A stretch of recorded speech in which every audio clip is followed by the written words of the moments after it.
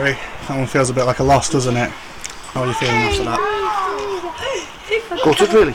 Heartbroken for the lads, the effort, the energy, the endeavour they put in against the team who was second in the league. But for 75 minutes, you're a much stronger team, the better team, won the battle all over the pitch. But the failure to be ruthless and not do your jobs defensively. That's the biggest killer for me. Two again from my point of view, really poor goals. Too easy. The first one cuts inside is right, far too easy. Then we switch off at the back post. From a game which didn't have an attack in the second half. I think it's for 75 minutes. They didn't threaten our goal once. But that's the difference, isn't it? We scored 2 brilliant goals in my opinion. We look lively, we look sharp, we changed the formation, thought it worked a treat. But games at 90 minutes, it's not 75. And that's what's killed us. But the failure to do our jobs individually, collectively, has cost us 3 points today. So we will look at the positives of the performance, which was going into a 2-0 lead. Lewis Moynes scoring one and having a heavy involvement in the second. What did you think of the forward line's performance today? It was an improved one for sure. Superb. I think the front four were fantastic. Ben was brilliant. I thought Tom Davis worked the socks off, got his goal rightly deserved. Peter, fantastic going forward. His energy's unbelievable. Moynesy in that number 10 role, it suits him down to a T. He's energetic. He sat on their 6. The captain. He didn't. The captain didn't touch the ball. So fantastic. He's a leader in there. He's gutted obviously, but it's brilliant to have him back. Because he's infectious. His energy is off the scale. He only showed today what a really good player he is. Great finish for the goal.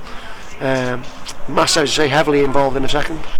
But he's just a brilliant lad as well. So I thought that the front line was superb. I thought Josh and Joe Haley done really well as well in midfield. But they won the battle.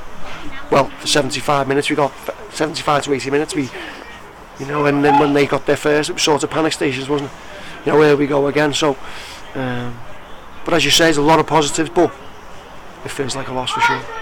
We saw a couple of players go down with knocks in the second half. Are they anything to be concerned about going into Tuesday's Macron Cup game at Glossop North End? No, they're fine, I think. I think they're fine. Spoke to them in there that everything's okay. But everyone's gutted, frustrated, now heartbroken, because we were the better team for a large part of that game, and their manager said himself he got out of jail today, but as I say, it's disappointing because from a home team point of view, we were in the ascendancy. There was only one team going to win that, and I said to them in there, you shoot yourselves in the foot. You concede the first. Obviously, if you don't concede the first, you don't concede the second. So it's a massive learning curve, but we've got to do much better because the goals we concede are far too many.